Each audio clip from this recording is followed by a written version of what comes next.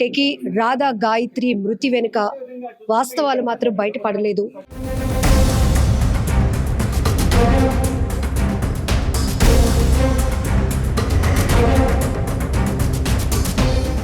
ఇప్పటికీ కూడా ఒకవైపు కూతుర్ని కోల్పోయిన బాధలో మేము ఉంటూ మళ్ళీ ఈ కేసు విషయంలో మాకు న్యాయం జరగాలి, అసలైన దోషులకు శిక్ష పడాలి అంటూ ఇక్కడ వైజాగ్ నుండి ముస్సోరికి తిరగడమే మా పని అయిపోతోంది.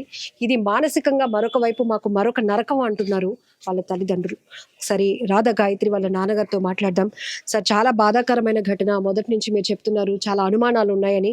బట్ అదే శ్రీచరణ్ వైజాగ్లో మీడియాతో మాట్లాడుతూ కేవలం కూతుర్ని పోగొట్టుకున్న బాధలోనే వాళ్ళు ఏదేదో మాట్లాడేస్తున్నారు తప్ప నా భార్య అంటే నాకు ఇష్టం కాబట్టి నేను అక్కడ వరకు హనీమూన్కి తీసుకువెళ్ళగలిగాను అని సమర్థించుకున్నారు. ఓ హనీమూన్ ప్లేస్ ఎటువంటిదండి? అది ఒక శ్మశానం లాంటి హనీమూన్. వాడు పక్కా ప్లాన్గా చేసుకుని నేను వెళ్ళాను అక్కడ, ప్రత్యేకంగా నేను వెళ్ళాను. మనిషి అన్నవాడు ఎవడు అక్కడికి వెళ్ళడు, అటువంటి ప్లేస్కి వాడు తీసుకెళ్ళాడు హనీమూన్ అని. అటువంటి హోటల్ వాళ్ళు ఎక్కడో కొండల మీద కట్టారు. ఏదో అక్కడ ఏదైనా జరిగినా ఎవడు దిక్కుండడు. వాడు పక్కా ప్లాన్గా చేసుకుని క్రిమినల్ బ్రెయిన్ కాబట్టి వాడు అన్ని 10-15 రోజులు, నెల రోజులు బట్టి స్కెచ్లు వేసుకుని అన్నీ చేసుకుని ఆ ఏరియాకి తీసుకెళ్ళడం జరిగింది. యాక్చువల్లీ మా అమ్మాయి మసూరి వెళ్తాము చేస్తామని మాకు ఎప్పుడూ చెప్పలేదు. మా అమ్మాయి ఓన్లీ ఏమంటే ఇది చెప్పింది, మేము నలుగురు, మా అత్తయ్య మామయ్య గారు, మేమిద్దరం కలిసి ఋషికేశ్ హరిద్వార్కే వెళ్తామని చెప్పింది.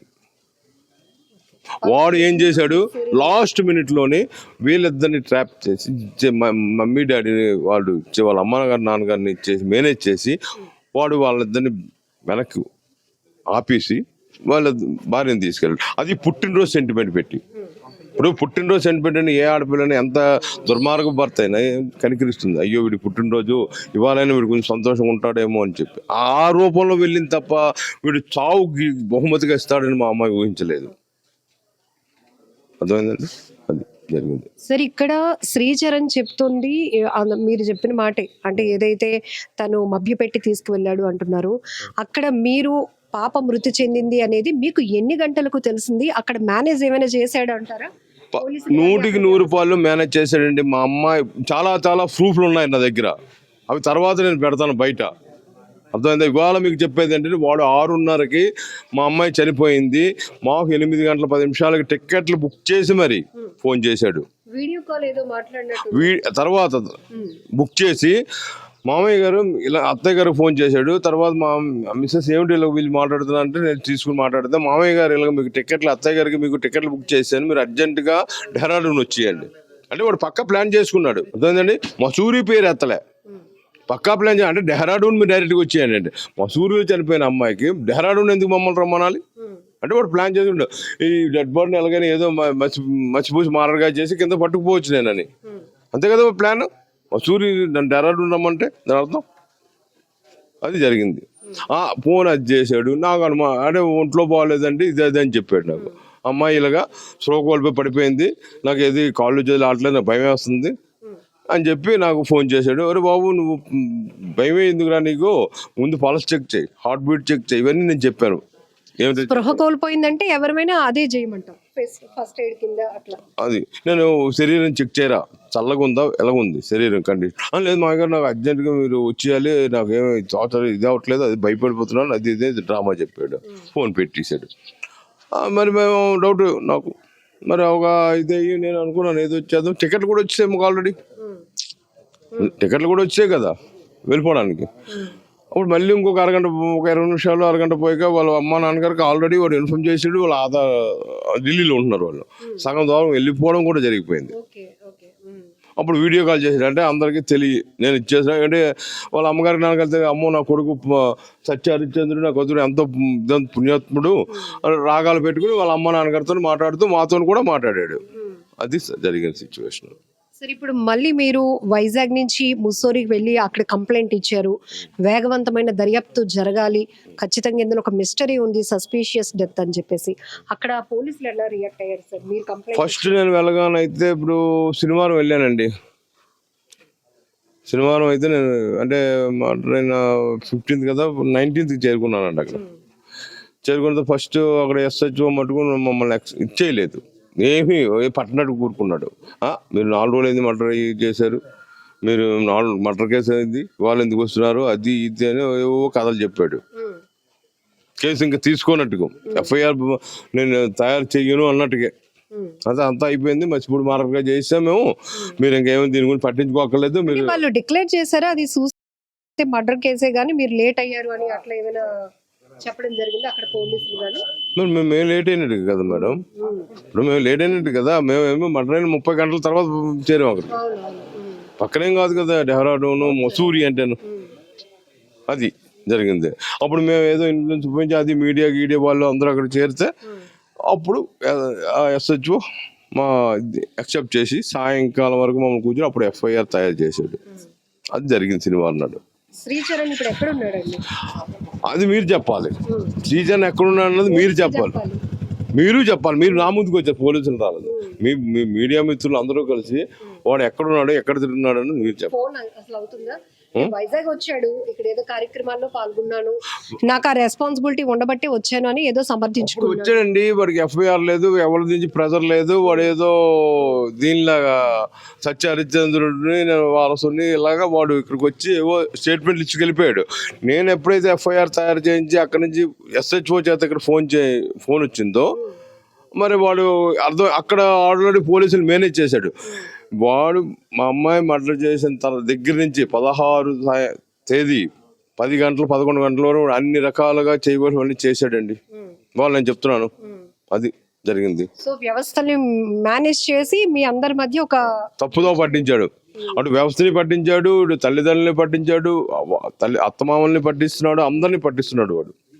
సార్ మొదటి నుంచి ఒకవైపు కూతుర్ని పోగొట్టుకున్న బాధలో ఉన్నా కూడా శ్రీచరణ్ పైనే మీ అనుమానం తప్ప వాళ్ళ పేరెంట్స్ మీద మాత్రం ఎక్కడా లేదు. బట్ ఇప్పుడు శ్రీచరణ్ వాళ్ళ పేరెంట్స్ మీతో అంటే ఈ కేసు విషయంలో న్యాయం జరగడానికి వాళ్ళ నుంచి మీకు ఎట్లాంటి సపోర్ట్ వస్తుంది? సపోర్ట్ అంటే కూడా చెప్తున్నారు, నేను ఒక ఫ్రెండ్ ని కోల్పోయాను, కోడలే కాదు అన్నట్టు. ఫ్రెండ్ ని కోల్పోతున్నప్పుడు ఫ్రెండ్నే కోల్పోయారు. కోడల మీద అంత నమ్మకం, అంత ప్రేమ అభిమానం ఉన్నాయి, కరెక్టే కాదనలేదు నేను.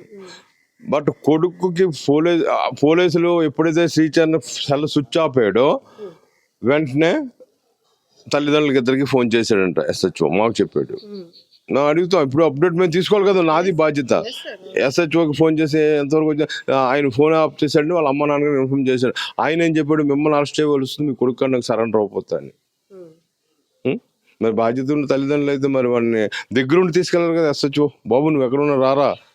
మరి కోడలు న్యాయం చేస్తున్నాడా, కొడుకు న్యాయం చేస్తున్నాడు? ఆయన ఫ్రెండ్ని కోల్పోయాడు, ఎవరికి న్యాయం చేస్తున్నాడు ఆయన? మేము ఆరోపిస్తున్నాం. ఆరోపణ నుంచి బయటపడాలి అంటే కొడుకుని అక్కడ చేయాలి కదా.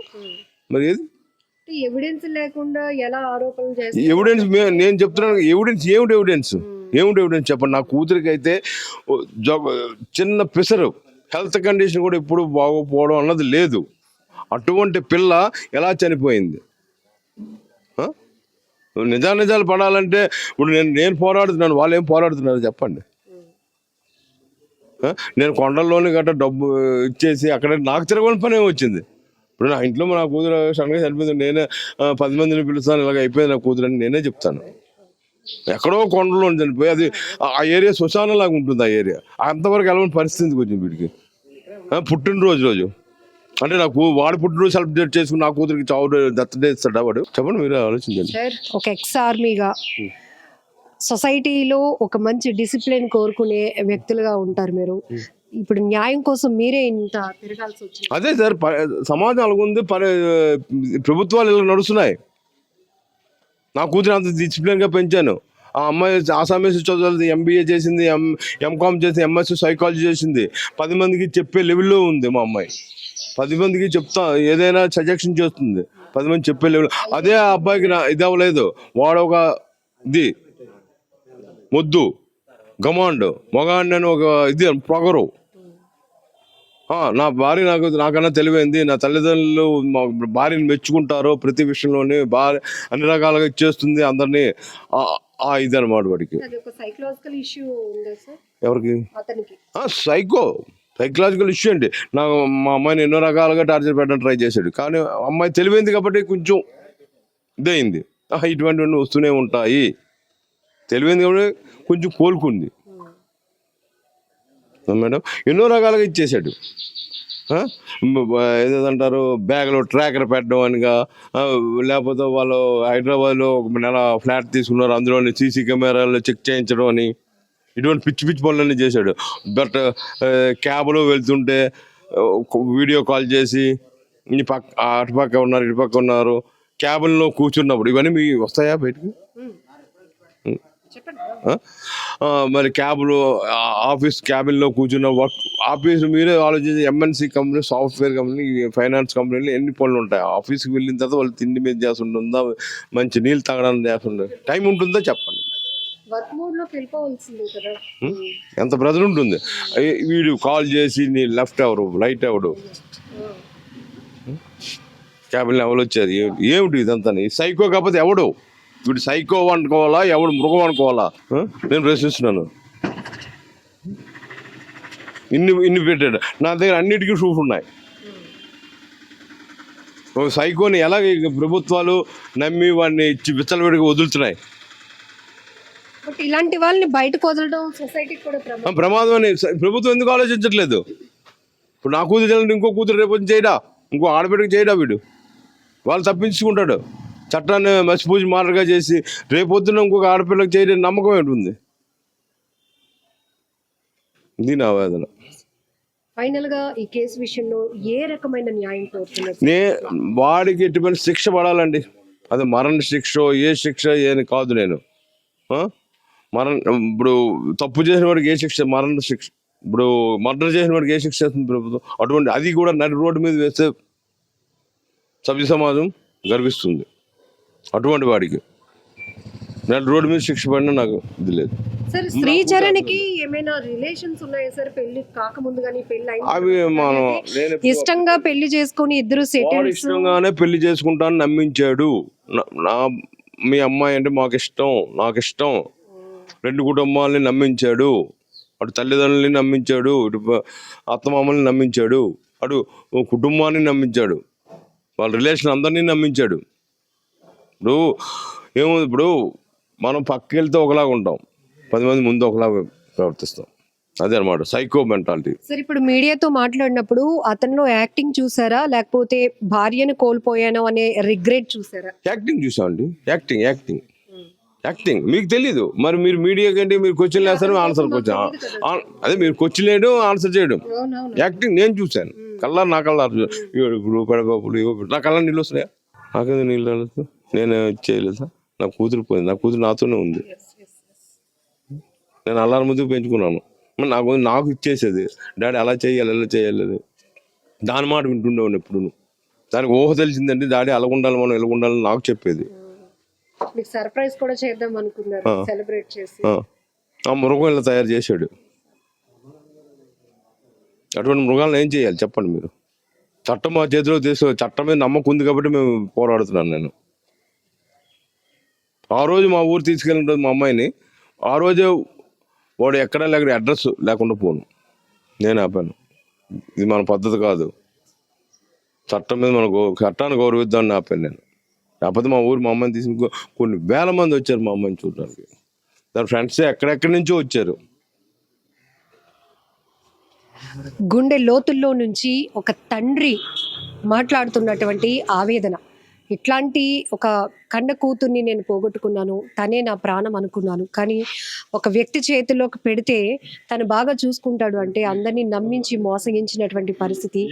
దీన్ని మేము తట్టుకోలేకపోతున్నాం. న్యాయం కోసం ఇటు విశాఖ నుంచి ముస్సోరి వరకు తిరుగుతూనే ఉన్నాను, పోలీసులు కాలవేళ పట్టుకుంటున్నాను, అయినా కూడా న్యాయం ఇప్పటికీ జరగట్లేదు. కానీ ఇట్లాంటి సైకో మెంటాలిటీ ఉన్న వాళ్ళని సొసైటీలో వదిలేస్తే మరొక అమ్మాయి బలైపోయే అవకాశం ఉంటుంది. ఇది ఒక తండ్రిగానే కాదు, సొసైటీ పైన ఒక రెస్పాన్సిబిలిటీ ఉన్నటువంటి ఒక పర్సన్ గా కూడా అటు ప్రభుత్వాలని, పోలీసు వ్యవస్థలన్నింటినీ కూడా నేను కోరుతున్నాను. నా కూతురు కేసు విషయంలో వాస్తవాలు బయట పెట్టండి. ఖచ్చితంగా ఆరోపణలకు సంబంధించినటువంటి ఆధారాలు కూడా నా దగ్గర ఉన్నాయి. అవి నేను పోలీసులకు ఎవిడెన్స్ గా ఇచ్చినా కూడా ఈ కేసు మూవ్ ఆన్ అవ్వట్లేదు, ముందుకు వెళ్ళట్లేదు. ఈ కేసు విషయంలో మంచి న్యాయం చేస్తారనే నమ్మకంతోనే ముందుకు వెళ్తున్నాను అంటూ ఆయన చెప్తున్నారు. సో ఏదైతే ఈ ఆరోపణలు కాదు, ఆధారాలు ఉన్నాయి కాబట్టి కేసు దర్యాప్తు చేసిన తర్వాతే అతనికి కఠినమైన శిక్ష వేయాల్సిన అవసరం ఉందని కూడా రాధా గాయత్రి తండ్రి అభిప్రాయపడుతున్నారు.